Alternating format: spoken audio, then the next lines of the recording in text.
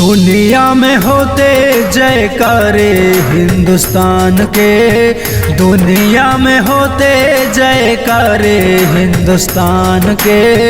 बड़े खूबसूरत हैं नज़ारे हिंदुस्तान के, बड़े खूबसूरत हैं नज़ारे हिंदुस्तान के।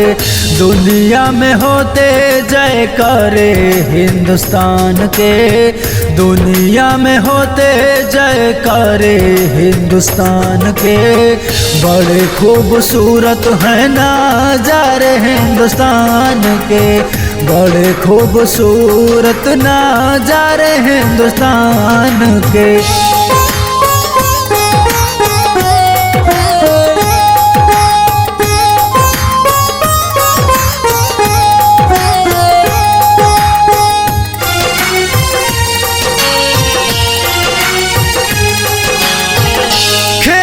सजते हैं सपने किसान के, सीमा पर दहाड़ गूंजे देश के जवान के।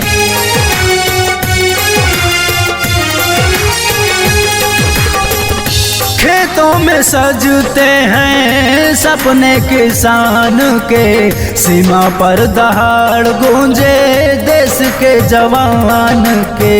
वंदे मातरम के लगते नारे हिंदुस्तान के, वंदे मातरम के लगते नारे हिंदुस्तान के।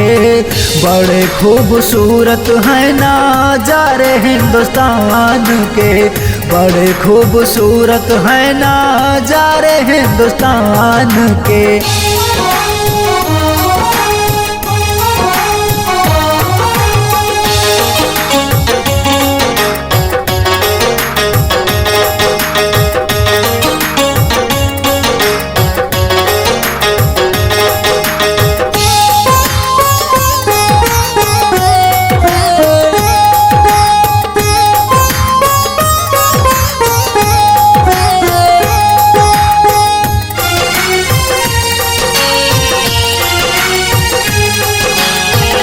सत्य अहिंसा और प्रेम ही महान है, सत्य से ही होता भारत का निर्माण है।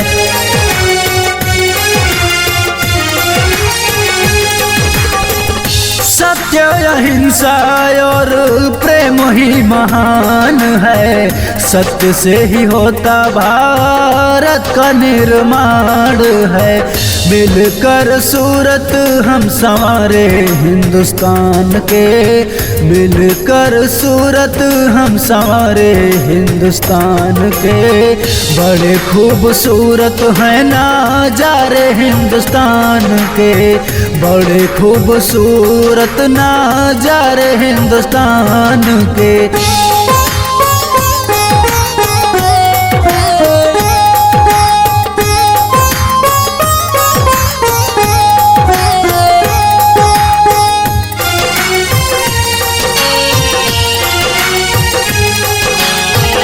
सत्य अहिंसा और प्रेम ही महान है, सत्य से ही होता भारत का निर्माण है।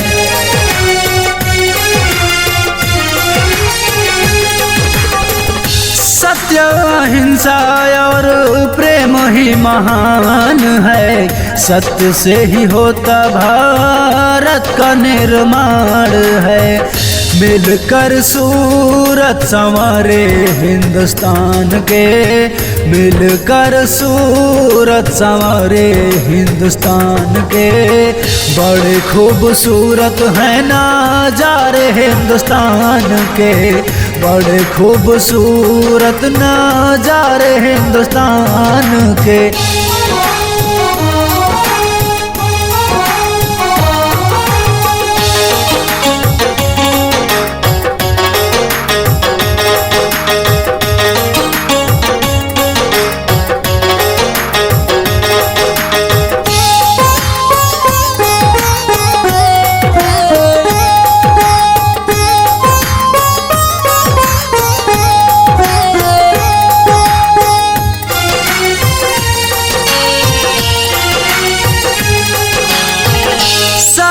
जहनवा में ऊंची शान हो, लहर सारे गौवा में तिरंगा निशान हो।